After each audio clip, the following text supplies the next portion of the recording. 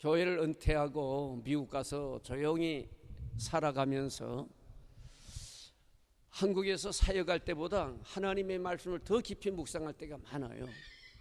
곰곰이 생각하면서 하나님의 말씀의 뜻을 더 깊이 묵상할 때가 많습니다. 그러면서 느끼는 것, 한 단어로서 느껴져요.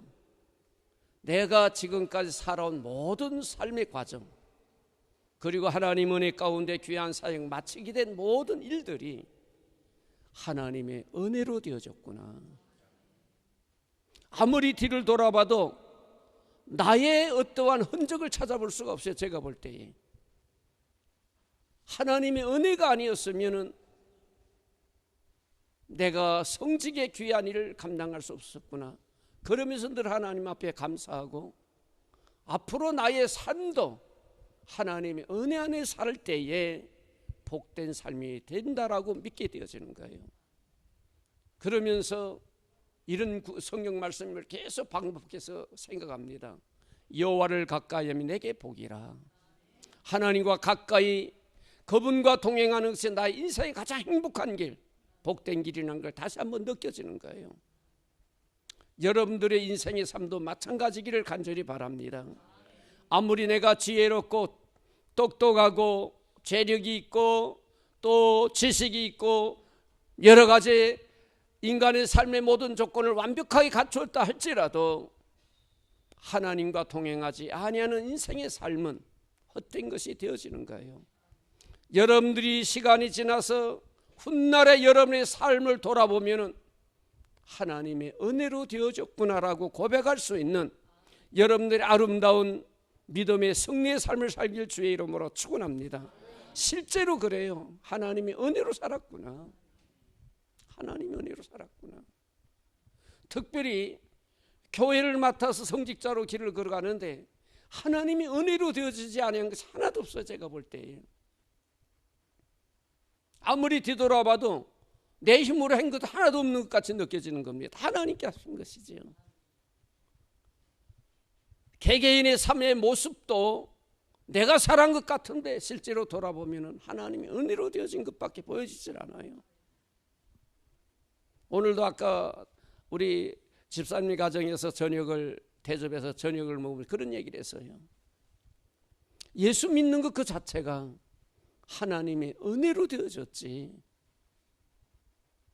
참 저는 성격이 불같습니다. 우리 집사님 여기 네 분 계시지만 아주 성격이 불같아요. 제가요. 네. 그리고 그냥 학교 다닐 때도 얼마나 싸움을 많이 했는지 매일같이 애를 친구들 때리고 그랬어요. 네. 우리 교회에 장로님 한 분이 저와 동기 동창이 있습니다. 예, 제가 속일 수가 없어요. 그 장로님이 이따금씩 나는 목사님한테 안 맞았어 이렇게, 그러니까 내가 얼마나 못된 사람이에요. 네? 그런 성격의 소유자고 못된 학창시절의 모습이었는데, 그러나 또 자랑할 거 있습니다. 학교 다닐 때 제가 1등을 해서, 그러면서도 뭐 우리 박종구 장로님이 증인이에요. 여기 공부도 잘했는데 싸움도 얼마나 많이 했는지. 그런 성격의 소유자를 하나님께서 목사가 되게 할 수 있었던 것은 하나님의 은혜이지 나의 노력이 아닙니다. 주변에서 저보고 청년 시절에 신학교 가라고 많이 권면한 제가 안 갔어요. 저는요. 나는 장로님이 되어가지고 교회를 섬기면서 목사님의 목회를 힘껏 돕는 장로가 되겠다. 그리고 돈도 많이 벌어가지고 그렇게 해야지. 그런 마음 갖고는 신학교를 안 가는데 결국은 하나님께서 이렇게 저렇게 모양을 그냥 나를 몰아치더니 결국엔 제가 몸에 병 들어가지고 할 수 없이 산에 가서 기도 생활하다가 기도 생활 하루 이틀이 아니에요. 몇 년씩 했어요. 몇 년씩 산기도 생활을 해요. 그때는 그것이 얼마나 싫었는지 원망도 많이 하고. 그런데 그때에 저는 하나님의 나라를 보았던 겁니다. 신령한 세계를 체험했던 거예요. 각양 여러 가지 성경에 나오는 신령한 은사들을 체험하고 마지막에는 하나님 앞에 생명 걸고 하나님 진짜 나 그냥 이게 병든 몸 그냥 죽겠습니까? 나 기도하다가 죽겠습니다. 아니면 고쳐줘 가지고 하나님 뜻대로 사용하세요. 그리고는 마지막 금식기도 들어가다가 14일 날 응답이 온 겁니다. 응답은 간단한 거예요. 야 이놈아 왜 너 네 길 걸어가느냐? 내가 원하는 길로 걸어가면 내가 병도 고쳐주고 네 앞길 다 책임지는데 이게 제게 응답이에요. 내가 원하는 길 네가 걸어가면은 내 질병도 내가 다 고쳐주고 내 가는 길 내가 책임지고 내가 너를 기쁘게 사용할 텐데 왜 네 고집된 네 길 자꾸 가느냐? 그게 제게 응답으로 받은 겁니다. 그 순간 금식 싹 끌고 14일 되는 날 그리고는 내려와갖고 신학교 입회가 그래서 목사가 된 거예요. 네. 그런데 그때부터 하나님께서 인도하시는데 물론 사역길 걸어가다 보는 게 힘든 일도 있었지만은 하나님께서 놀라운 은혜로 제 사역을 도왔던 겁니다. 저와 같이 행복하게 목회를 마친 분이 없어요. 한국 땅에서. 진짜입니다. 우리 집사님 네 분 여기 계시면 얼마나 제가 목회하도록 교인들이 제게 잘해 주신지 몰라요. 자랑입니다. 이거는요. 어느 어디를 가서 자랑할 수 있는 거예요. 목사님이 목회에 참으로 행복하게 했다라고 간증할 수 있는 목사가 얼마나 있습니까? 다 힘들었다. 아이고 죽을 뻔해서 이런 얘기도 하는데 너무 신나게 목회를 했습니다. 그게 목사가 되고 싶어서 된 거야. 하나님의 은혜로. 그래서 목회를 마치게 된 것도 하나님의 은혜이고 모든 것이 하나님의 은혜구나.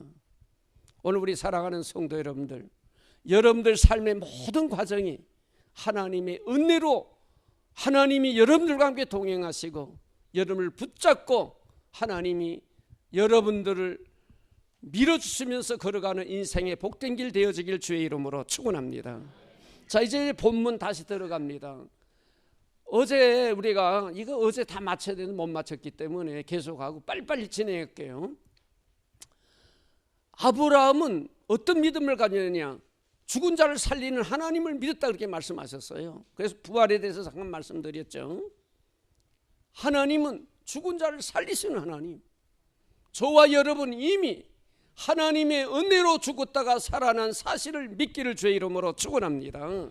우리 믿는 성도들이 살아난 사실을 모르고 살아가요. 그러니까 부활에 대한 확신이 없는 겁니다. 여러분들 신앙생활에 부활에 대한 확신이 없으면 여러분의 신앙이 흔들리는 거예요. 네?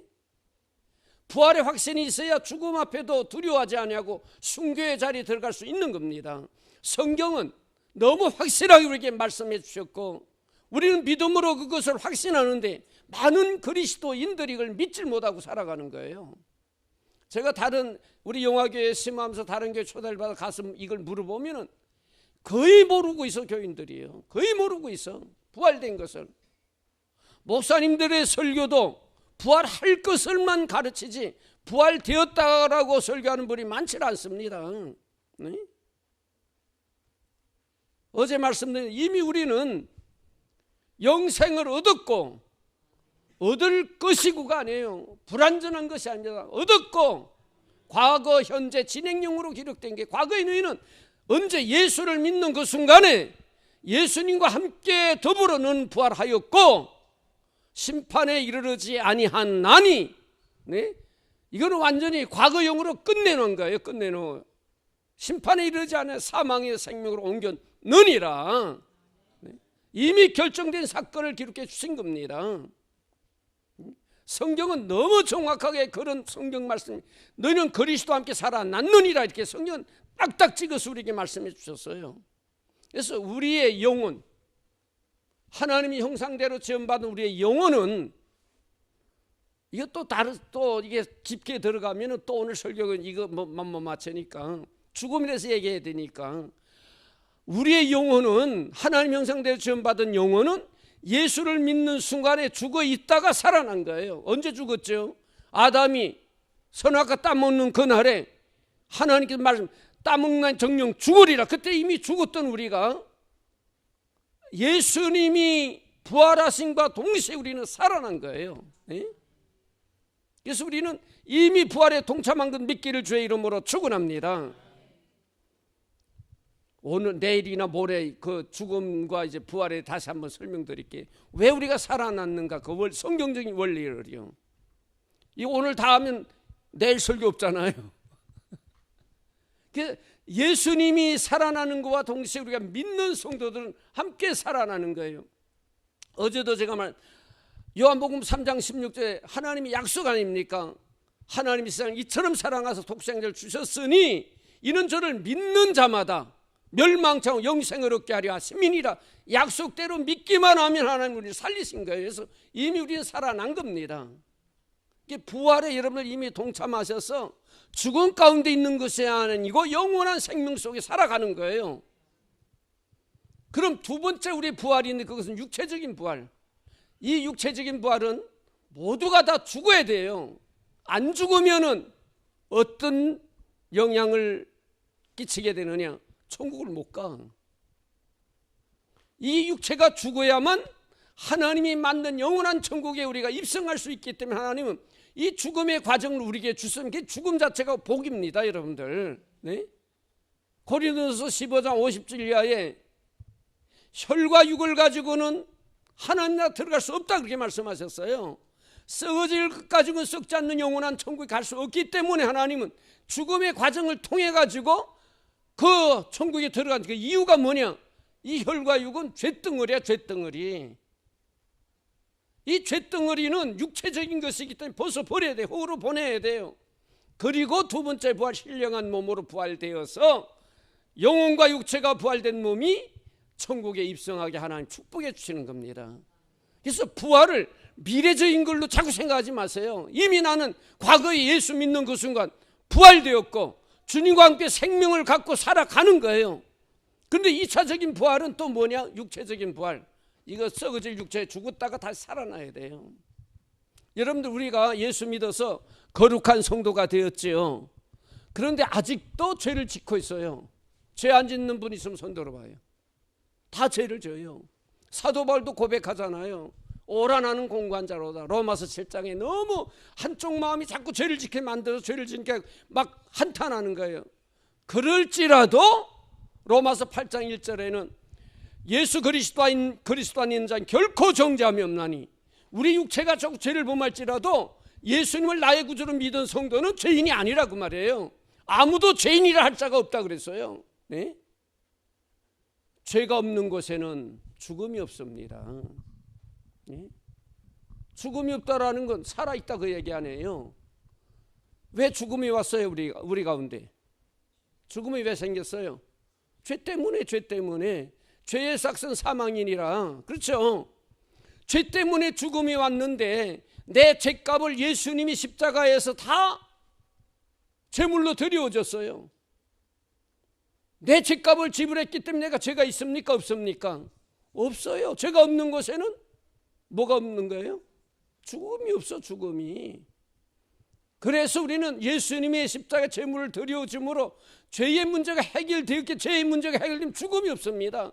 내 영혼은 이미 그리스도 안에서 새 생명, 그래서 예수님이 죄가 없으신 분이기 때문에 다시 살아나.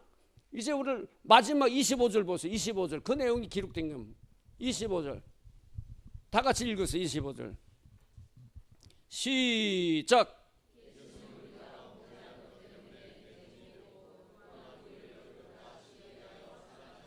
예수님은 우리의 범죄함을 위하여 죄값으로 내어줌이 되고 십자가에 죽으셨다 그 말이에요. 그리고 우리를 의롭다 하시기 위해 살아나셨는 예수님의 부활의 사건은 목적이 있었어요. 우리를 의롭다 하시기, 의롭다는 건 뭐예요? 죄가 없다 인정하기 위해 살아나셨느니라 그 말입니다. 예수님의 부활로 우리가 죽음에서 해방되어 부활했다는 증거를 보여주는 거예요. 이해됩니까 여러분들? 이해되어져요? 네. 예수님의 부활 사건은 그냥 부활했다가 아닙니다. 예수님의 부활을 통해서 우리가 이제는 너희는 죄가 없어. 그 말은 이제 너희는 죽음 가운데 있는 것이 아니야. 너희는 이제 살아있어. 그걸 증거로 보여주는 내용이 예수님의 살아난 사건이에요 여러분들. 네? 이 성경은 분명하게 우리를 의롭다 하시기 위해 살아나셨네 이렇게 말씀하신 거예요. 네? 구원서정에도요, 우리를 하나님 미리 아시고 때가 되면 부르시고 의롭다 하시고, 이 의롭다는 건 죄가 없다 인정하는 거, 죄가 없다 인정하는 거. 네? 오늘 사랑하는 성도님, 그래서 우리는 이미 생명 안에서 계속 살아가는 겁니다. 육체가 완전히 죽어지고 그때에 완전히 우리는 거룩한 백성이 되어지는 거예요. 그때는 완전히 거룩한 백성. 지금 이 땅에 사는 동안은 하나님이 거룩한 백성이 되었지만 육체가 자꾸 가시노를 하는 거예요. 그래서 하나님의 선한 백성으로 살아가지만은 자꾸 죄의 유혹을 받아 죄를 집니다. 그러나 우리의 육체가, 육체의 장막이 벗어버리는 곧 죽는 그 순간에 완전히 우리는 죄성이 내 안에서 깨끗이 끊어지는 거예요. 이게 신학적으로도 신학교에서 가르치질 않아. 이런 내용은요, 학자들이 이런 걸 가르치는 걸 가르치질 않습니다. 신학교에서도 완전히 거룩해지는 그 과정을 가르치질 않는데, 성경의 원리를 보면은 우리의 육체가 죽는 그 순간 하나님의 자녀가 완전히 거룩해지는 겁니다. 완전히 거룩해진 백성이 됨으로 인해서 천국에 입성하는 거예요. 이 육체를 갖고는 천국에 못 들어가기 때문에. 이해되시죠? 그래서 그럼 육체가 죽으면은 육체도 부활해야 되니까 예수님 재림하실 때 육체가 부활된다 그렇게 말씀하신 거예요. 그래서 이미 여러분들이 살아나서 생명을 가지고 주님과 함께 영원한 생명 속에 살아가는 걸 믿길 주의 이름으로 축원합니다. 그러면 죽음이 두려워요? 두렵지 않아요? 이제 죽음은 우리와 아무 상관없어요, 여러분들. 네? 죽음은 우리와 전혀 상관없습니다. 그래서 이 믿음이 있어야만 신앙의 경각이 있어서 흔들림이 없이 순교의 자리로 들어갈 수 있는 강한 믿음의 성도가 되어지는 거예요. 우리 하나님은 죽은 자를 살리시는 하나님, 내가 그 하나님의 은혜 가운데 살아난 체험자예요, 여러분들. 여러분 자신이 하나님이 나를 살리셨기 때문에 나는 부활한 하나님의 자녀라고 뜻뜻이 말할 수 있다고 말해요. 우리 하나님 죽은 자를 살리시는 하나님 믿길 주의 이름으로 축원합니다. 아무도 할 수 없는 일이에요. 오늘 그걸 설명하려고 로마서 8장을 본문으로 해야 되는데 이 뭐 4장을 다 못 해가지고 로마서 8장에 가보면은 이 사건을 아무도 할 수 없다 그래서 하나님만 하신다 그렇게 기록된 겁니다. 그걸 이제 오늘 시간 되면 계속, 안 되면 내일 연결해서 하도록요. 우리를 부활시키는 사건은 아무도 할 수 없어요. 이 세상 그 누구도 할 수 없어요. 오직 하나님만이 하실 수 있는데 어떻게 하느냐, 그 과정을 로마서 8장이 말씀해 주신 겁니다. 이어서 오늘 해야 되는데 넘어가고 시간 되면 이따 하고 안 되면 내일 하도록 하죠. 자, 그 다음에 두 번째로 보니까 이와 같이 죽은 자를 살리는 하나님을 아브라함 믿었다 그랬어요. 저와 여러분도 이러한 믿음을 갖길 주의 이름으로 축원합니다. 덤으로 말씀드리면은 아브라함 우리의 믿음의 조상인데 하나님께서 아브라함의 믿음을 표대로 이렇게 그림을 그려놓고 너희도 이 아브라함과 같은 믿음을 가지라 그렇게 말을 하는 거예요. 그러면서 23절 24절에 보면 아브라함에게 복을 주신 하나님은 아브라함과 같은 믿음을 갖는 너에게도 동일한 복을 주겠다 그렇게 말을 하는 겁니다. 그러니까 아브라함의 믿음의 모습을 너희는 그대로 닮아서 믿음의 삶을 살라고 우리에게 말씀하는 거예요. 자, 두 번째로 보면은 17절 보니까 이런 말씀이 있죠. 그의 믿음 바 하나님은 죽은 자를 살리시며 없는 것을 있는 것까지 부르시는 이시니라. 아브라함이 믿었던 하나님, 어떤 하나님, 없는 걸 있는 것까지 부르시는 하나님. 이 말은 여러분, 하나님은 아무것도 없는 무에서 유를 창조하신 창조자 하나님이십니다. 이게 성경 창세기 1장 1절 제일 처음에 시작하는 내용이 태초에 하나님이 천지를 창조하시니라. 도대체 앞도 없고 끝도 없는 내용이 성경 첫 번에 딱 기록돼 갖고 이런 하나님 너희 믿어 그렇게 말하는 거예요. 네? 태초에 하나님이 천지를 창조하셨느니라, 이 하나님 믿어라 그렇게 성경은 말하는 거예요. 도무지 이해가 되질 않잖아요, 여러분들. 근데 하나님은 그걸 믿으라는 겁니다. 여러분들 하나님을 기쁘시게 해드리는 건 믿음이라고 그랬죠, 어제요? 하나님이 계신 것, 우리의 상을 주신 하나님 믿을 때 하나님 기뻐하신다 그랬어요. 그런데 그 하나님이 어떤 하나님인지 알아야 했잖아요.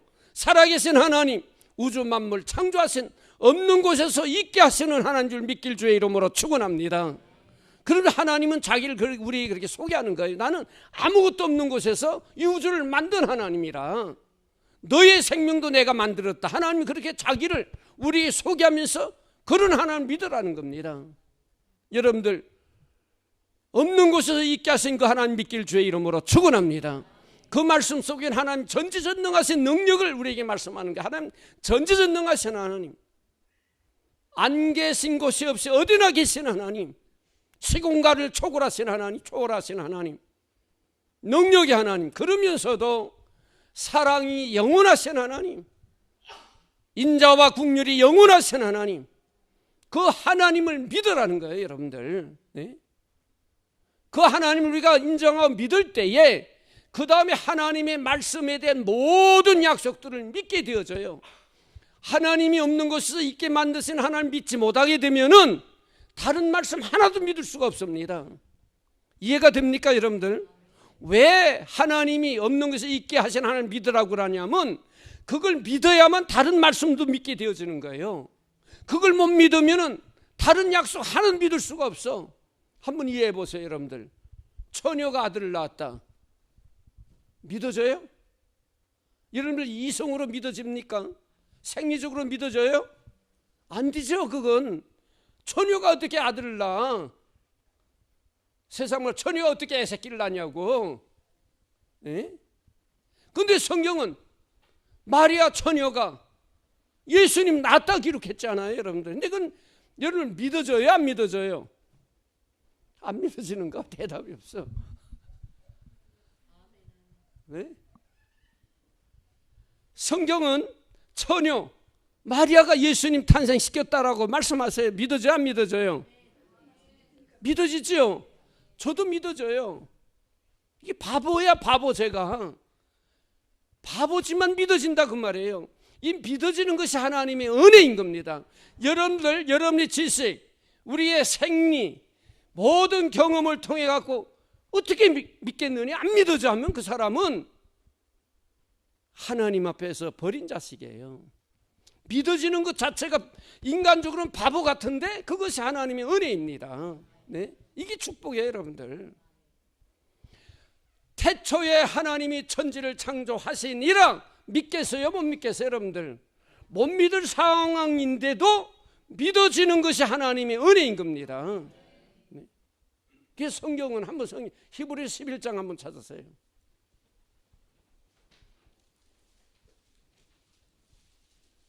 저는 이번에 믿음을 계속 강조하는 겁니다. 왜? 믿음이 철저하게 서야만 그 다음에 여러분들의 신앙이 똑바로 서가지고 그 은혜 속에서 기초로 해서 하나님 앞 헌신자가 되어지는 거예요. 네?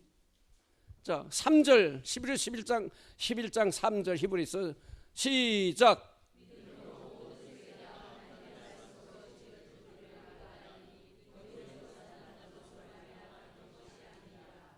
여러분들, 세계 우주가 창조된 것은 과학적으로 증명이 안 되어져요. 네?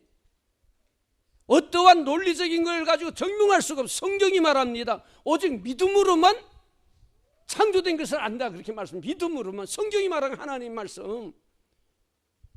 그런데 이 믿음이 저와 여러분에게 믿어진다 그 말이에요. 믿어지는데 이 믿는 것 자체가 하나님의 은혜예요. 믿을 수 없는 사건인데. 네? 다시 한번 부르게. 우주 만물 하나님이 창조한 것 믿으면 아멘. 네. 믿어지잖아, 우리가. 세상 사람 우리를 보고 바보라고 그래. 야, 이거 어떻게 믿느냐? 근데 난 믿어지거든요. 믿어지게 자랑하는 거예요. 얘 이놈아, 우주 만물 하나님 창조하셨어. 그리고 우리 주장 내실 수 있는 거예요.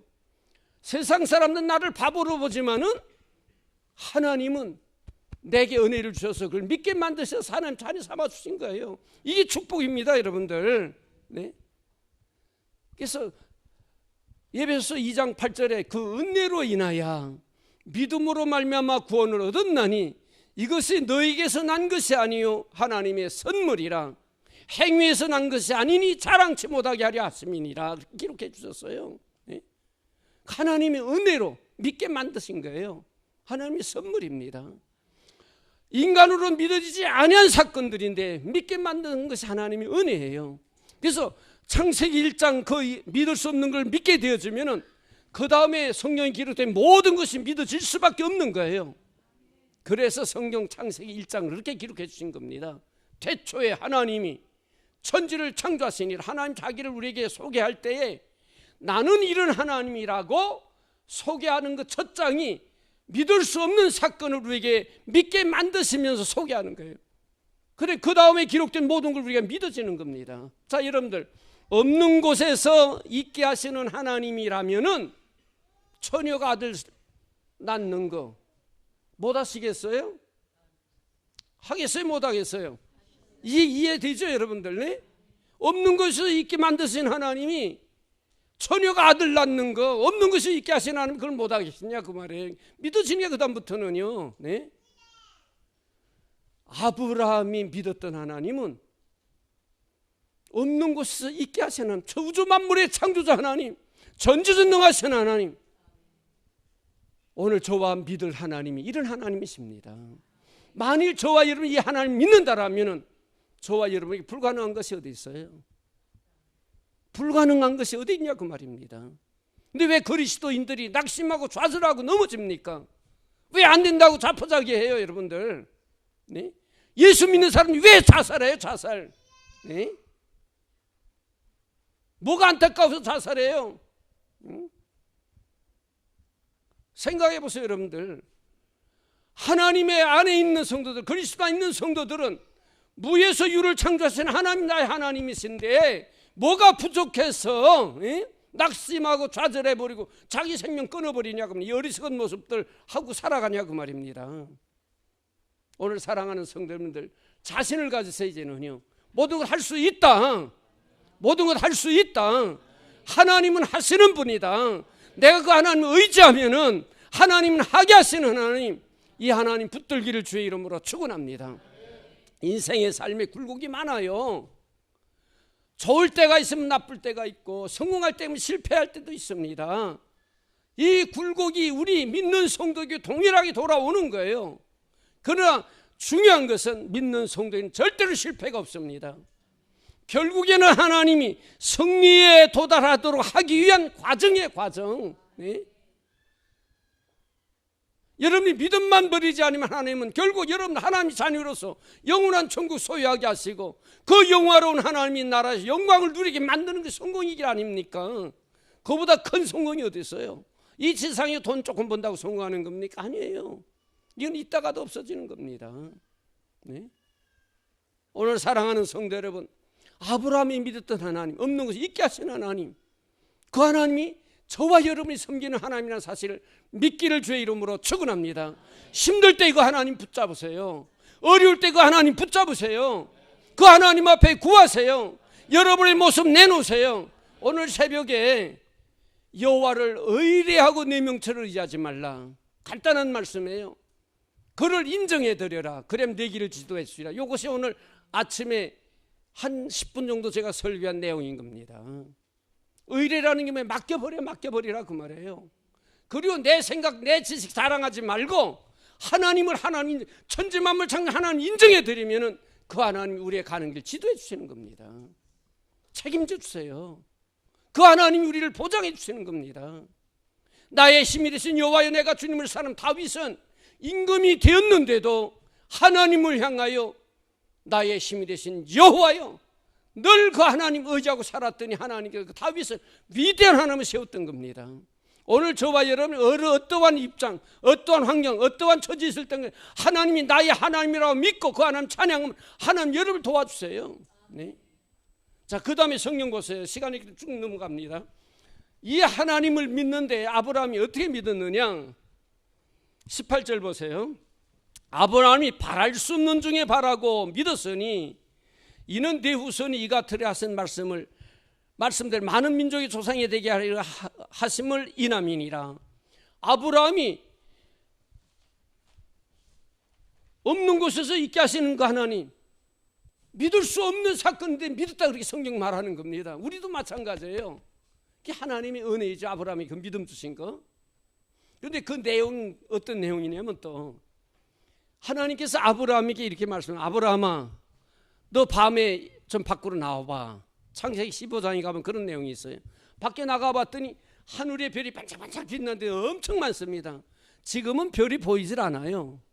제가 어릴 때만 해도 여름에 밖에 나오면은요, 은하수가 쫙 펴 있습니다. 진짜 그땐 그런 거 보신 어른들 많이 계시죠? 옛날엔 하늘의 별이 은하수가 쫙 보였어요. 지금 공기가 탁해고 나빠져고 안 보이는데 진짜 아름다운 광경. 아브라함이 그걸 보여주면서 내 후손이 이와 같이 하늘 별과 같이 많아지리라. 바닷가의 모래를 보면 내 후손이 바닷가의 모래와 같이 많아지라. 그렇게 약속하는데 그때 아브라함은 아들 하나가 없었어요. 이게 도저히 믿기지 않는 하나님의 약속입니다. 그런데 아브라함은 없는 곳에서 있게 하시는 하나님을 믿었기 때문에 그걸 믿었다 그랬어요. 믿었다. 믿을 수 없는 사건인데 믿어버린 거예요.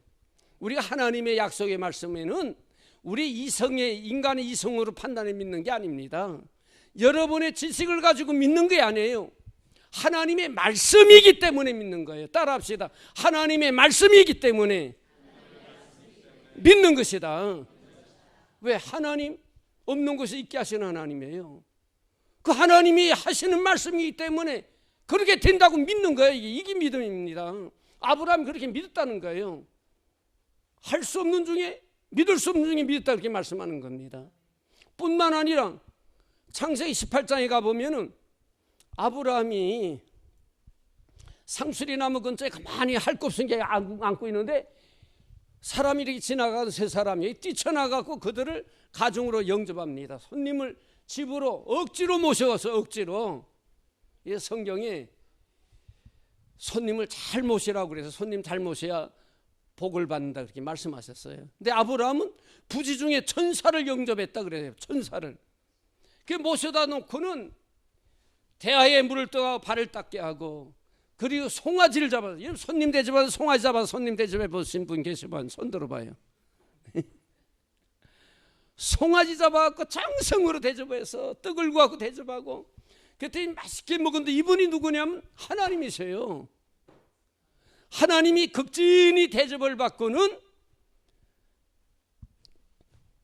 아브라함의 집을 떠나려다가 야 우리가 그냥 가면 되겠네. 복을 빌자.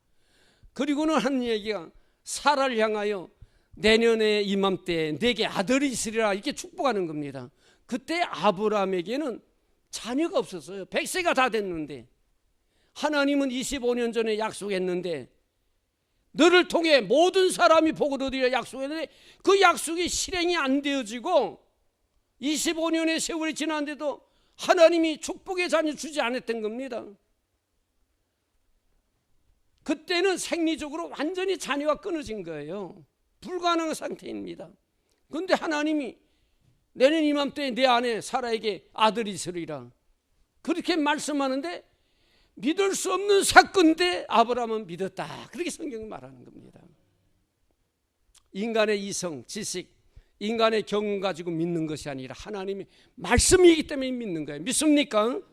여러분들 하나님의 말씀이기 때문에 우리가 믿는 거예요. 그 말씀을 믿으면은 믿는 그대로 역사가 나타나는 거예요. 역사가 나타나는 거예요. 데살로니가 교회 성도들에게 사도 바울이 하나님 말씀 전하니까 데살로니가 교회 성도들은 그것을 인간의 말로 받지 않고 하나님의 말씀을 받았더니 그 말씀이 역사가 나타나니라 이렇게 기록해 주셨어요.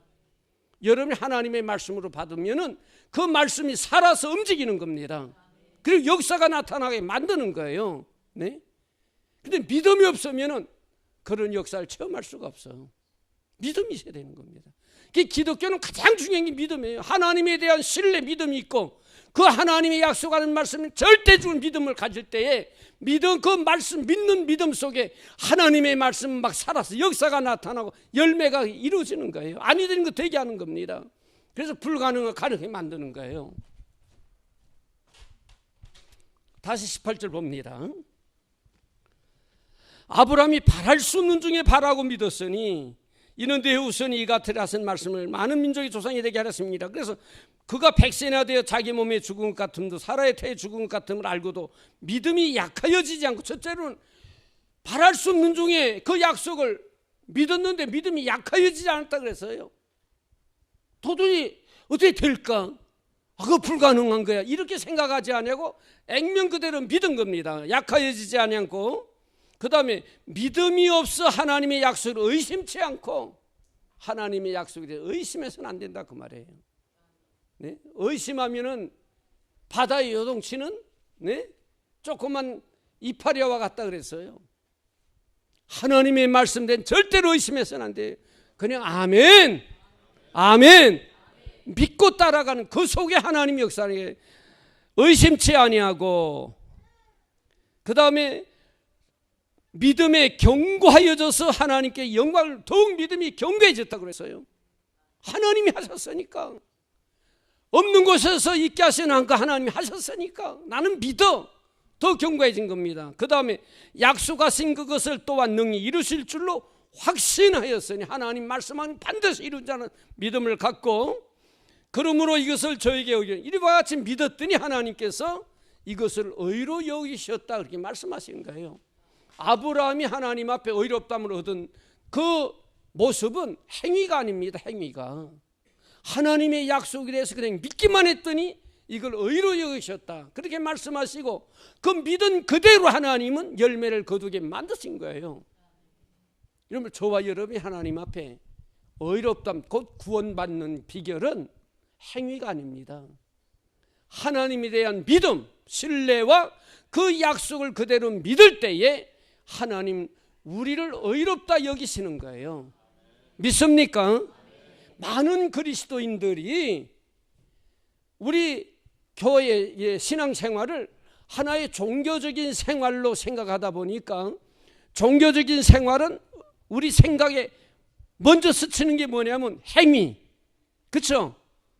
종교적으로 뭐 유교나 불교나 종교적인 생각을 갖는 사람 먼저 선뜻 생각하는 것이, 행동이 그런 종교적인 생활 안 하는 사람보다 착하고 진실되고 이런 생각을 먼저 갖는 거예요.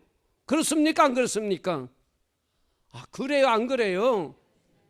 이런만 하시지 마시고 대답을 해주셔야지. 다 그렇게 생각하는, 그러다 보니까 우리 기독교의 진리도 행위적인 것 먼저 생각하는 거예요. 행위적인 걸 먼저 생각하거든. 근데 우리 기독교는 그게 아닙니다.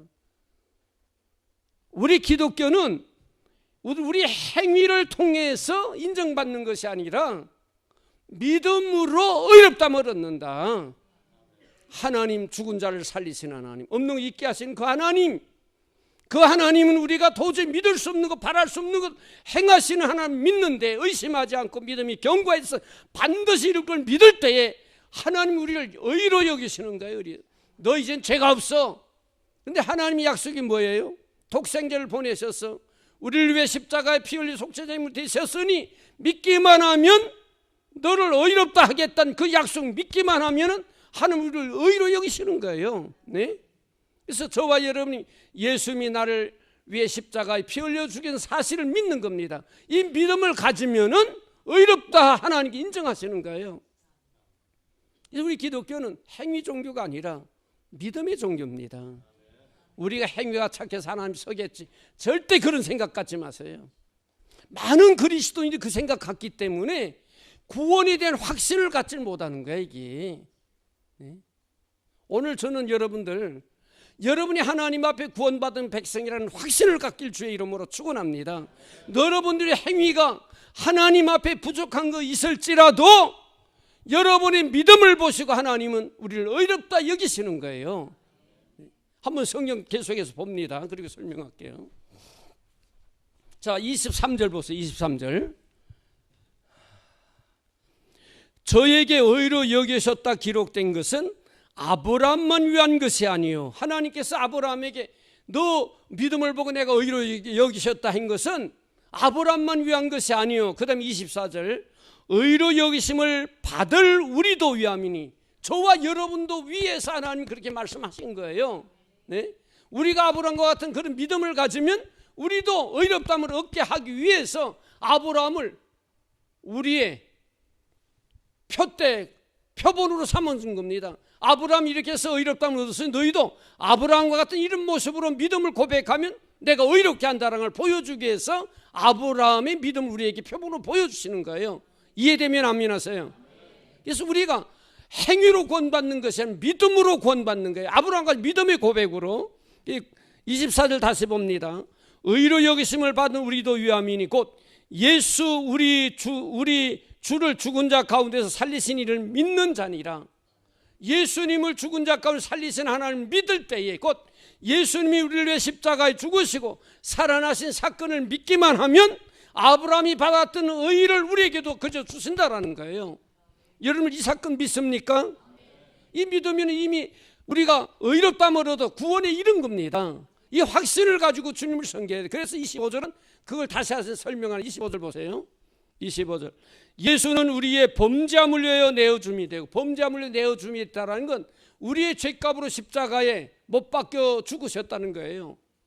그리고 그 다음에 우리를 의롭다 하심을 위해 살아나신 예수님이 살아나신 목적은 이제는 우리는 죄값을 지불했으니 죄가 없으니까 다시 살아나 죽음과는 상관없는 의롭다함을 얻은 자가 된 것을 공포하는 겁니다. 그래서 예수님의 죽으심과 부활은 우리와 직결된 상황이에요. 오늘 사랑하는 성도, 이 하나님의 성경 말씀이 얼마나 정확하게 우리에게 이야기했습니까? 그걸 믿고 여러분 이제 자신을 가지고 지옥 가고 싶어 갈 수 없어요. 여러분들 네? 지옥 가려고 여러분 행위 못된 짓 아무리 해도 하나님 지옥을 보내질 않아. 왜? 일단 하나님이 자녀 됐으니 지옥 보내질 않습니다. 네? 제 이야기가 억지가 아니에요. 성경이 말하는 겁니다. 네? 여러분의 행위가 하나님 앞에 못된 짓 해도 하나님 여러분 지옥 보내질 않아. 그 대신 하나님 책찍으로 자꾸 때리는 겁니다. 이 새끼 왜 자꾸 곁길로 가? 똑바로 가라는데. 무슨 얘기인지 아시겠어요? 지옥 가고 싶어도 못 가. 이제는 하나님의 자녀예요. 그래서 이 확신을 가지고 주님을 섬겨야 되는 겁니다. 이 놀라운 일을 하나님만이 하실 수 있어요. 아무도 할 수 없습니다. 네? 그 하는 일이 하나님의 은혜라고 말해요. 그 은혜로 우리가 이 놀라운 축복을 받는데, 자 로마서 8장으로 들어갑니다. 시간이 1시간 했죠. 30분 더 해도 되죠. 30분 더 해도 되죠. 허락받고 해야지. 내일 또 길게 떡 안 나면 안 되니까 30분 더 합니다. 네. 9시까지 해도 돼요? 안 돼요? 동의 얻으면 하고요. 자 로마서 8장 빨리 찾아요.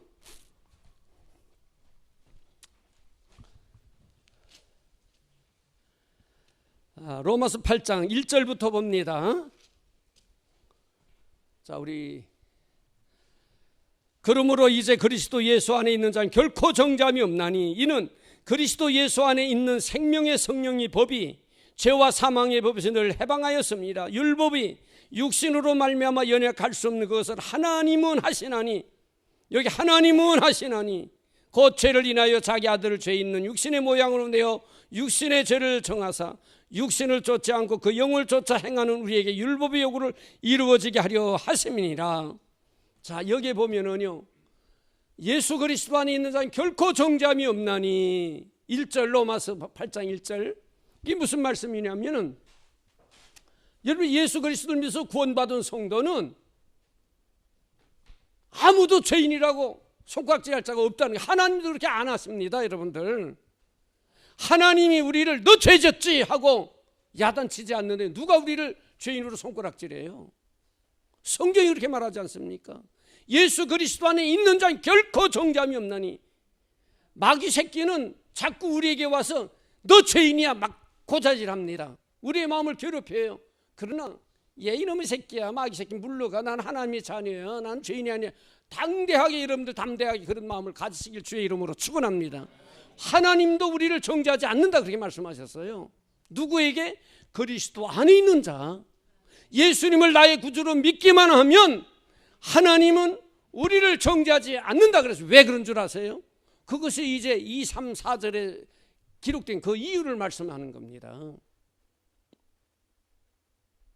사도 바울이 이 로마서 8장을 기록할 때에 로마서 7장에 그의 마음 상태를 고백을 해요. 사도 바울이 얼마나 경건한 사람입니까? 그런데 그가 마음 한구석에서는 하나님의 뜻대로 막 살려고 하는데 한쪽에서는 자꾸 못된 죄악이 생각나는 거예요. 그게 자꾸 죄를 짓게 자꾸를 미혹하고 유혹하는 겁니다. 그것이 육체의 욕망, 육체의 이 정욕을 따라 자꾸 죄를 짓게 만드는, 그러니까 그걸 성경의 로마서 7장에 이렇게 내 마음이 한쪽으로는 하나님 뜻을 이루는데 왜 자꾸 한쪽이 죄를 짓게 만드느냐, 이거 괴로워 못 살겠다, 괴로워 그러면서 오라 나는 공고한 자구나.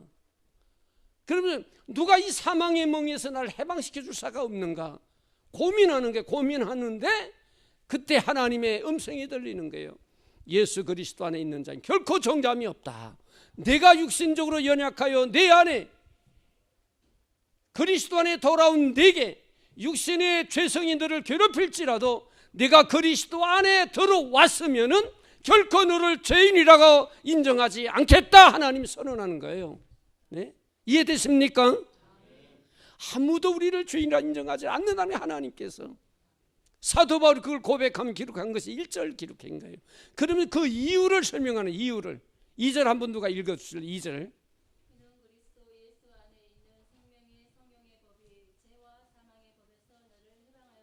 죄와 사망의 법에서 우리를 해방시킨 목적은 예수 그리스도 안에 있는 생명의 성령의 법이, 생명의 법, 살아있는 생명체의 법이 죽은 사망의 법이 너를 해방시켰기 때문에, 죽음이라는 거에 죄 가운데 있다라는 것이고 생명이라는 건 죄가 없다라는 거 아니에요.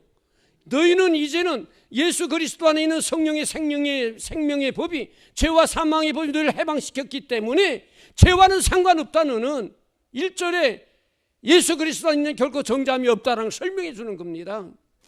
이제는 우리는 생명 안에 있기 때문에, 죽음 안에 있지 않기 때문에, 죽음은 죄와 상관이 있는데 죽음 안에 있지 않기 때문에 죄는 너를 지배할 수가 없다, 그것을 선포해 주는 거예요. 이해되십니까? 이해되세요? 그래서 1절에 그리스도 안에 있는 결코 정죄함이 없나 이렇게 말씀하는 거예요. 이제는 저와 여러분, 예수 그리스도의 생명의 성령의 법이 죄와 사망의 법에서 우리를 해방시켜 주셨어요. 그런데 그걸 어떻게 그렇게 해방시키느냐, 3절 4절이 설명하는 겁니다. 자, 3절 누가 읽어요? 3절.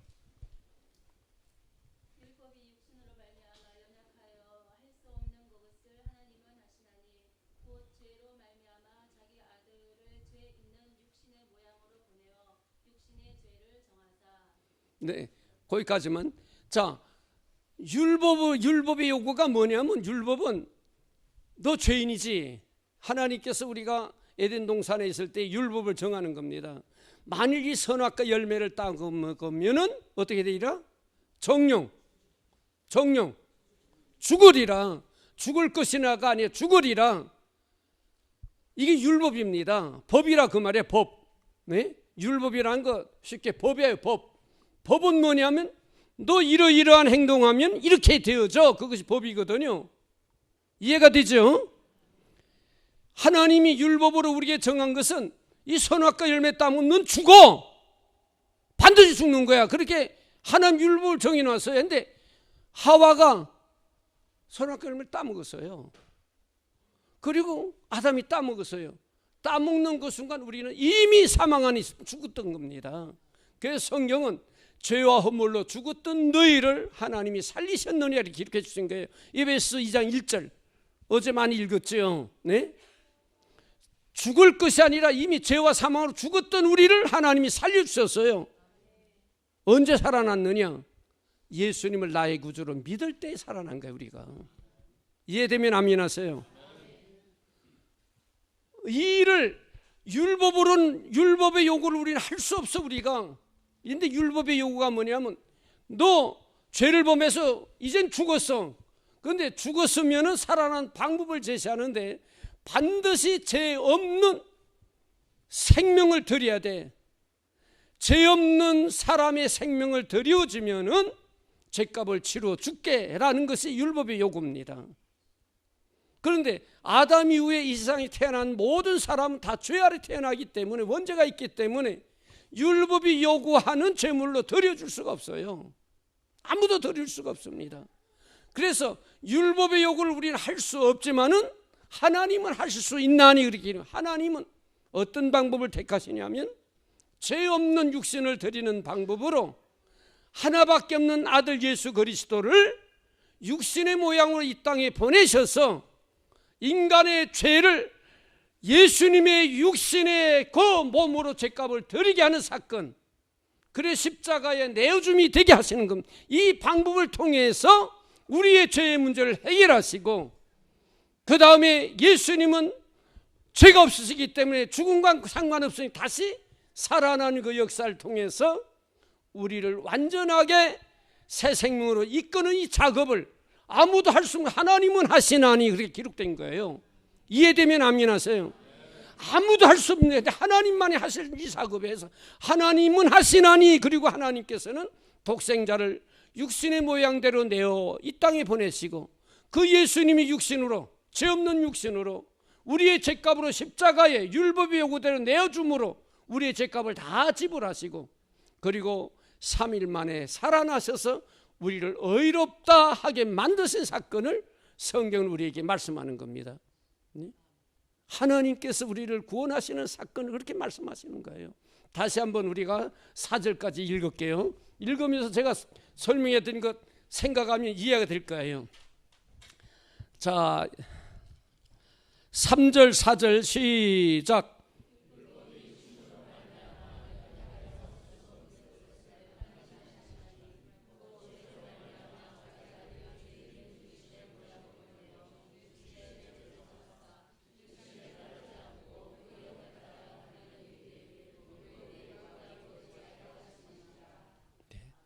하나님이 일을 행하신 거예요. 이것을 우리는 하나님의 사랑이라 그렇게 말하는 겁니다.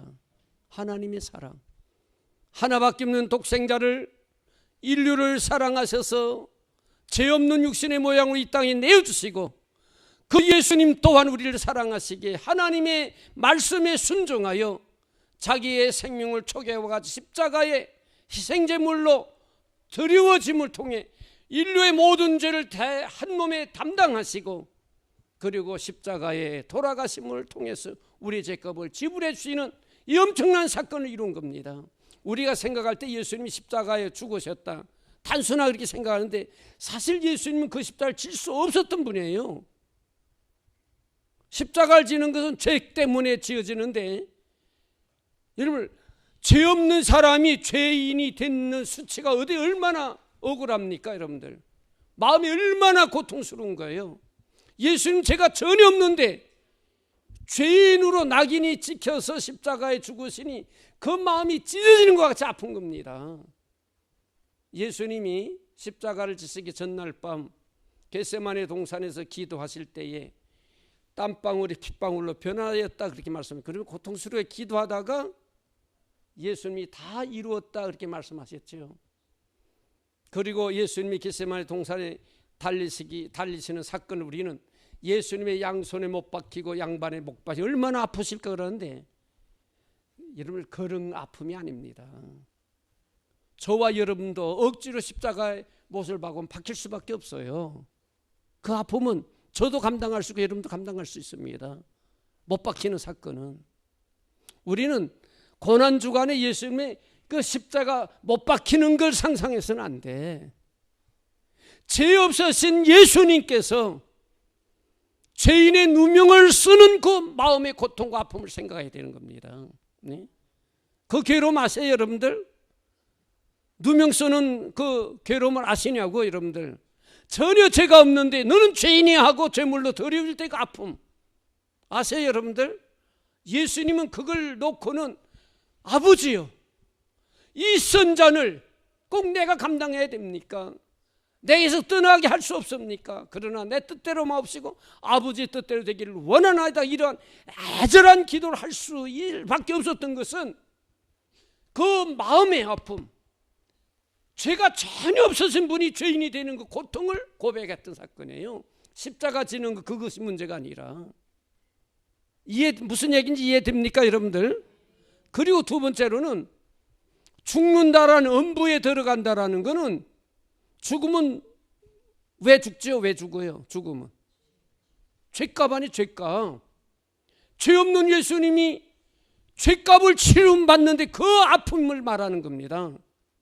음부에 들어갈 수 없는 예수님이 죽음 가운데 들어가는 그 고통을 아버지 이 선잔 내게서 떠나게 하옵소서 고백이에요. 여기 그냥 십자가 박히는 고통을 얘기하는 게 아닙니다. 많은 성도들은 고난주간 되면 예수님이 못 박힌 손자국이 얼마나 아플까, 가시면류관이 얼마나 아플까. 물론 그건 육체적으로 고통이 있지요. 그러나 그건 아무것도 아니라 그 말이에요. 이해되세요 여러분들? 죄가 전혀 없었은 분이 죄값을 받아서 죽음의 길 들어가는 겁니다. 죽음은 죄의 삭선 사망이라 죄 때문에 죽는데 죄가 없는 예수님이 죽음. 왜?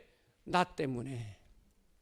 내가 죄값으로 죽어야 될 것을 대신 예수님이 지시며 그 아픔을 아버지 선잔 내게서 떠나게 못하십니까? 참으로 힘듭니다. 그러나 내 뜻대로 마옵시고 아버지의 선한 계획이라면 그 뜻 순종하겠습니다라고 걸어간 사건이 십자가를 지는 사건이에요 여러분들. 네? 우리는 부활절이 되었으니 고난주간 됐을 때 앞으로는 예수님의 박힌 십자가 생각하지 마세요. 예수님의 마음의 그 고통, 죄 없는 그분이 죄인이 됐고 죄가 없으신 그분이 죽음에까지 들어가는 그 고통, 그걸 고백하는 예수님을 우리는 기억하셔야 되는 겁니다. 왜? 나 때문에. 나를 살리시기 위해서. 그것이 하나님의 뜻이기에 하나님의 말씀에 순종하기 위해서. 그래서 빌립보서 2장 6절에는 너희는 이 마음을 품어라. 예수님의 마음에 대해서 얘기하면서 그는 하나님의 본체지만은 예수님의 말씀에 복종하여 죽기까지 낮아졌느냐 이렇게 말씀하셨어요. 복종하여 죽기까지. 할 수 없는 그 죽음의 자리까지 들었으면서 복종하신 예수님. 하나님은 그거를 높이시되 모든 우주의 만물 모두가 그 발 아래에 무릎을 꿇게 만드시다 이렇게 기록해 주신 겁니다. 오늘 사랑하는 성도 여러분, 이 일은 아무도 할 수 없어요. 하나님만이 하시는 일. 이것이 하나님의 사랑의 은혜인 겁니다. 하나님은 이 일을 이루시기 위해서 자기 아들까지도 버리셨어요. 저와 여러분을 하나님이 구원해서 자녀 삼으시려고 아들까지 버리시는 사랑을 우리에게 베풀어 주셨던 겁니다. 그 말씀을 로마서 5장 8절에는 예수님이 십자가에 죽으심을 하나님의 사랑을 우리에게 확정해 보여주셨다 이렇게 말씀하신 거예요. 이보다 더 큰 사랑이 어디 있습니까? 우리 이 사랑을 받았어요. 값없이 받았습니다 여러분들. 아무것도 지불한 것이 없어요. 나 같은 죄인, 이 땅에 나보다 잘난 사람이 엄청 많은데도 그들이 아니라 나 같은 죄인 하나님 선택하셔서 이것을 믿게 만드시고 하나님의 자녀 삼아 주셨습니다. 이보다 더 큰 은혜가 어디 있습니까? 우리가 주님을 섬기는데 무슨 이유가 있겠어요? 주님을 위해서 봉사하는데 무슨 이유가 있습니까? 이보다 더 큰 이유가 어디 있어요? 네? 그래서 이 믿음이 우리에게 기초가 돼서 밑바닥이 된 후에 그 다음 우리의 행위, 신앙의 행위가 하나님 앞에 현실적으로 드려져야 된다 그 말입니다. 이 믿음 없이 행위는 하나님 받지 않으세요 여러분들. 이해되십니까? 이런 믿음이 없이 내가 뭐 좀 하면 하나님 뭘 주실 거야 그러면서 하는 거, 그건 신앙생활이 아니에요 여러분들. 이 믿음의 기초로 할 때에 고난이 와도 기쁨이 있을 때도 즐겁고 신날 때도 병들었을 때도 건강할 때도 하나님 앞에 헌신적인 모습으로 주님 앞에 헌신하며 충성할 수 있는 믿음의 선한 길을 걸어가게 되어지는 겁니다. 이 기초적인 믿음이 없이는 그렇게 할 수가 없어요. 기분 좋으면 잘하는 것 같이 하다가 기분 나쁘면 하나님 죽은가 봐 이따 소리 한다니까. 네? 여러분들 안 그래요? 네?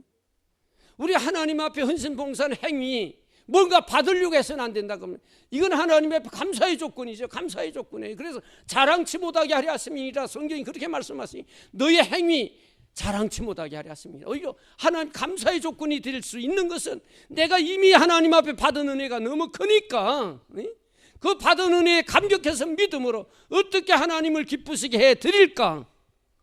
그래서 하나님 말씀에 순종하여 드리는 거예요. 이게 신앙생활인 겁니다 여러분들. 교회 와서 헌신 봉사하고 전도 함께 동참하고 남녀 전도에서 열심히 활동하면서 하나님 복음을 일하는 것, 이것 모든 자체가 하나님의 은혜에 감격해서 이제는 나의 삶을 하나님의 기쁨이 되기 위해 드려지는 거예요. 믿으면 아멘 하세요. 여러분 어떻게 살래요? 이제 믿음 생활을 어떻게 하실래요? 이제 여러분들이 결정하세요. 이제는요. 네? 하나님의 기쁨이 되는 믿음의 삶을 살겠습니까? 아니면 내가 뭔가 원하는 뜻을 따라 쫓아가려는 믿음의 삶을 살겠습니까?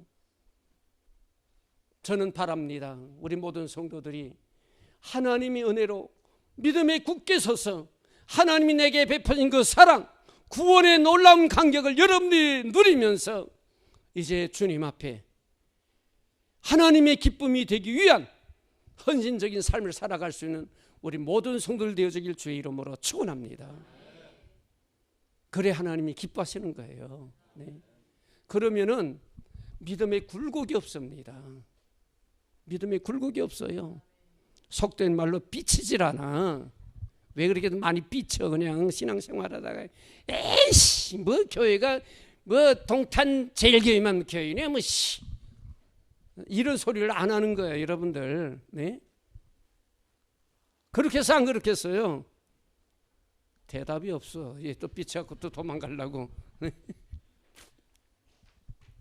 실제로 그렇지 않습니까, 여러분들? 이 놀라운 복음의 진리를 확실히 믿는다라면은 비칠 것이 어디 있어요? 네? 시종일관 하나님 앞에 감사함으로 충성하는 것뿐이지. 그래도 모자라지 않습니까, 여러분들? 참 우리의 믿음의 모습이 하나님 보실 때 그런 믿음이 되기를 원하고 있는 거예요. 여러분들의 마음속에 하나님을 향한 뜨거운 열정, 왜? 하나님 앞에 받은 그 은혜가 너무 크기 때문에 그 열정을 갖고 섬기는 겁니다. 여러분들 하나님이 주신 하나님의 나라가 얼마나 좋은지 여러분 상상해 보셨어요? 내일은 그 하나님의 나라에 대해서 제가 말씀드릴게요. 이미 작년에 얘기하는데 다 잊어버렸다고 그러니까 또 해야지. 뭐 새로 오신 성도들도 많으신가 본데 하나님의 나라, 하나님의 나라를 어떤 곳인지 알고나 그곳에 가려고 해야지. 네? 하나님의 나라 어떤 곳인지도 모르고 가려고 그래요? 네? 성경이 우리에게 말하는 하나님의 나라가 어떤 것일까 궁금하지 않습니까? 그 나라를 내가 확실히 보고 내가 간직해야만 신나는 거야, 신나는 거. 응? 그리고 어떻게 그게 갈 수 있는가? 그런 게. 그 첫날 기도할 때 집사님이 기도하셨죠? 그 예배서 1장 3절부터 있는 말씀 기도하시더라고, 내용으로요. 참 좋은 내용 아니에요. 하나님께서 창세전에 예수 그리스도 안에서 우리에게 하늘의 신령한 복을 주셨는데 이게 선택의 복입니다. 그 기도하시더라고요. 네? 그것을 우리가 받은 거예요. 하나님 앞에서. 여러분 그것을 누리시길 주의 이름으로 축원합니다. 이제 그걸 누림으로 인해서 여러분의 마음에 아까 부른 평화로다. 그것이 내 안에 평화 가득한 거예요. 네? 삶의 굴곡이 많을지라도 내 영혼 속에 평화가 넘치는 겁니다. 그럼 모든 삶에 자신이 생기는 거예요. 자신이 생기는 거예요. 그 믿음이 있으면은 윤리도덕적인 문제는 하나님 앞에 스스로 그 윤리도덕적인 문제를 해결하려고 힘쓰게 되어 있는 거예요. 그 믿음의 확신이 있으면은요.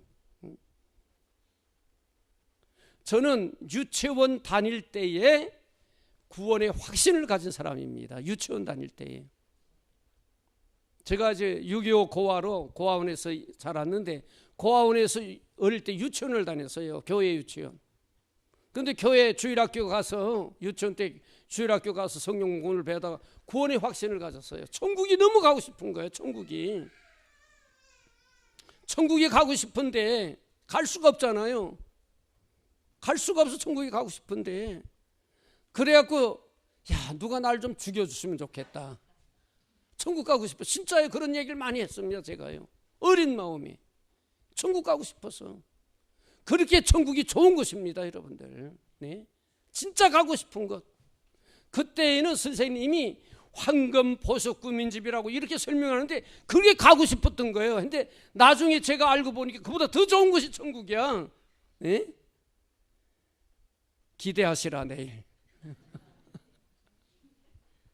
진짜 천국이 좋은 곳이에요, 여러분들. 여러분이 상상하는 것보다도. 그것을 우리가 하나님이 이미 주셨어요. 구원받은 백성이 다 주셨는데, 받았는데 그 천국이 어떤 곳인지 알아야지. 네? 내일 우리가 천국에 대해서 좀 하도록 하고, 오늘 로마서 8장 4절까지 목조행의 설교 다 했습니다. 다 했어요. 뭐 9시까지 안 가도 될 것 같아. 그러니까 여러분들, 아브라함의 믿음은 우리의 믿음의 표본으로 보여주면서 너희도 아브라함과 같이 믿어라. 믿는데 죽은 자를 살리시는 하나님, 없는 곳에서 있게 한 창조주 하나님, 그 하나님을 믿게 되면은 아니 되는 것도 되게 하는 건 믿게 되어지고, 불가능한 것도 가능케 하는 것도 믿게 되어지고, 그 믿음이 있으면은 믿음이 약해지지 않고 더 견고해지고 확실히 그걸 믿게 되면 하나님이 그걸 보고 우리에게 기뻐하시며 의로 여기시는 거예요. 아브라함뿐만 우리에게 같은 축복을 주시는 겁니다. 그런데 우리의 믿음의 내용이 뭐냐? 예수님이 우리를 위해 십자가에 죽으셨다가 3일 만에 부활하신 우리의 구주를 믿는 믿음이 있으면은 아브라함에게 주던 의를 너에게 주겠다, 그렇게 약속하는 것이 24절 25절의 결론이에요. 그래서 우리를 위해 내어줌이 되고 우리를 의롭다 하기 위해서 살아나게 하신 하나님 믿으라는 거예요. 우리가 믿고 구원받은 성도인데도 불안합니다. 자꾸 생활에 있어서는 죄를 범하니까 의심을 가져. 내가 진짜 천국 갈 수 있나? 그런데 성경은 예수 그리스도 안에 있기만 하면 너의 행위가 잘못되는 부분이 있을지라도 지옥 갈 수 없어. 아무도 너를 죄인이라 정죄하지 아니해. 그렇게 성경은 말하는 거예요. 믿음이 남이나세요. 지옥 가고 싶은 사람 손 들어봐요. 에이, 목사님 가고 싶어도 못 가, 여러분들. 네? 그것이 성경의 결론입니다. 너희들 지옥 가고 싶어도 못 가, 이제는. 그러면서 그 이유를 설명하는 것이 예수 그리스도의 생명의 성령의 법이 죄로 말미암아 죽는 사망의 법에서 너희를 해방시켜 주었는데 어떻게 그렇게 하느냐? 아무도 할 수 없지만 하나님은 하시는데 하나님이 이렇게 하셨다. 하나밖에 없는 독생자 예수 그리스도를 육신을 입어 이 땅에 보내셔서 율법이 요구하는 제물로 드려지고 3일 만에 부활하신 사건을 통해 율법의 요구를 다 이루어 줬었기 때문에 이 놀라운 하나님의 구원 계획을 믿기만 하면 이제 너희는 천국 백성이 되어지고 지옥을 갈 수가 없다라고 결론을 주시는 거예요. 이 믿음에 굳게 서기를 주의 이름으로 축원합니다. 흔들리면 안 돼. 환경이 어떻게 변해도 흔들리면 안 돼, 여러분들. 믿음의 성도들에게도 고난이 옵니다. 네? 심지어 감당할 수 없는 고난도 우리에게 와요. 그럴지라도 믿음이 흔들려서는 안 돼. 하나만 더 말씀드릴게요. 아브라함이 이런 믿음을 가졌을 때에 우리가 자칫 삶으로 생각하면, 아이, 목사님, 아브라함은 환경이 좋았기 때문에 그런 믿음을 가졌지 않았습니까? 라고 생각하는데 절대 아니에요. 아브라함의 행적을 돌아보면 우리보다 환경이 더 나빴던 겁니다, 여러분들. 갈대우르에서 정처 없이 떠나야 돼. 하나님 가라니까. 성경은 그 사건을 뭐라고 하냐? 갈 바를 알지 못했지만, 그렇게 가는 길이 평탄할지 환난을 당할 전혀 예측하지 못하고 하나님이 가라니까 믿고 간 거예요. 우리는 이사 갈 때에 계획을 세우잖아요, 여러분들. 이사 갈 때 계획 안 세우고 가는 사람 있으면 손 들어봐요. 네? 아유, 어디 전세 들어갖고 이사 가는데, 그 전세방 크기가 얼마나 하니까 이거 다 알고 가잖아요. 근데 아브라함은 하나님이 가라는데 가는데 전혀 갈 바를 알지 못했다. 그런데 믿음으로 순종하여 나갔느니라 이렇게 말씀하셨어요. 그래서 실제로 이사를 갔거든요. 가고 딱 갔더니 성경에 사람이 살 수 없는 곳이라 그렇게 말씀하셨어요. 근데 아브라함은 거기에서 의심하지 않고 실망하지 않고 먼저 하나님 앞에 감사의 제단을 쌓았다 그랬어요. 그리고 살 수 없으니까 남방으로 또 이사 갑니다. 계속 이사했고 블레셋까지 내려갔다 그랬어요. 그 사건이 아브라함이 환경이 좋았기 때문에 그런 믿음을 가진 거 아닙니까? 라고 질문하지, 그렇지 않았다고 말해요. 아브라함의 삶의 환경은 저와 여러분보다 더 어려운 삶의 환경이었는데도 믿음이 변하지 않고 견고해져서 하나님의 약속이 반드시 이루어질 걸 믿었던 그런 믿음을 우리에게 소개해 준 거예요. 이해됩니까? 착각하지 마세요, 여러분들. 아브라함이 환경이 좋아서 살기 좀 편안한 그런 모습이니 그 믿었겠지. 천만에요. 우리보다 더 연약한 그러한 환경 속에서도 믿음이 변하지 않고 하나님의 약속이기 때문에 믿었던 거예요. 그래서 하나님이 그 아브라함을 다시 가나안으로 이주시키는 겁니다. 오늘 사랑하는 성도 여러분들, 여러분의 환경이 어려울 때에도 낙심하지 마세요. 하나님 우리를 지키시는 하나님, 전능하신 하나님, 무에서 유를 창조하신 하나님이에요. 뭐든지 할 수 있는 하나님, 그 하나님 의지하세요. 그 하나님 붙잡으세요. 그 하나님 찾으세요. 그 하나님에게 도움을 구하세요. 네? 하나님 이렇게 말씀, 너희가 구하지 않아서 내가 주지 않지 않느냐 그렇게 말하지 않습니까? 하나님 앞에 구하세요. 찾으면 내가 찾게 하겠다 약속하지 않습니까? 두드려라 내가 열어주겠다. 구하라 부르짖으라 내가 내게 주겠다 약속하지 않습니까? 네? 사랑하는 성도 여러분, 절대 낙심해서는 안 됩니다. 포기해서는 안 됩니다. 믿음의 성도는 결코 실패하지 않아요. 하나님이 우리가 성공자가 되는 것이 하나님의 기쁨입니다. 제가 어제 그런 얘기를 했죠. 하나님이 기뻐하는 건 우리에게 자꾸 상을 줄 때 복을 주면서 기뻐하시는 게 하나님은요. 하나 물어볼게요. 여러분들 자녀들이 잘 될 때 부모님의 마음에 기쁩니까? 안 될 때 기쁩니까? 크게 얘기해봐요. 잘 될 때 기뻐하는 거예요. 하나님이 똑같아요. 우리 하나님의 자녀 아닙니까? 하나님의 자녀예요, 아니에요? 하나님의 자녀이면 하나님이 기쁨이 되기 위해서는 하나님의 자녀들이 잘 될 때 하나님 기뻐하시죠. 그렇게 해서 안 그렇게 했어요? 대답을 안 하시네. 아니 그렇게 해서 안 그렇게 해서 여러분들 자녀들이 신나서 좋아서 잘 될 때 하나님 기뻐하시는 겁니다. 그 얘기는 하나님은 늘 우리에게 상급을 주시길 원하고 계세요. 잘되게 하길 원하고 계시는 겁니다. 우리의 고통 주려고 하나님이 생각하고 계획하지 않아요. 내가 고통당하면 하나님이 괴로워하세요. 그런데 우리 인생의 길이 굴곡이 있는 것은 그 굴곡 자체가 내게 축복받는 과정이기 때문에 주시는 거예요. 이해되면 아멘하세요. 네? 고난당한 여러분 요셉이 총리까지 올라갔는데 그냥 됩니까? 요셉이 그냥 총리가 되냐고요. 아버지 사랑 독차지하던 요셉이 하루아침에 종이 돼버립니다. 종. 인간으로 보면 완전히 망해버렸어 요셉이요.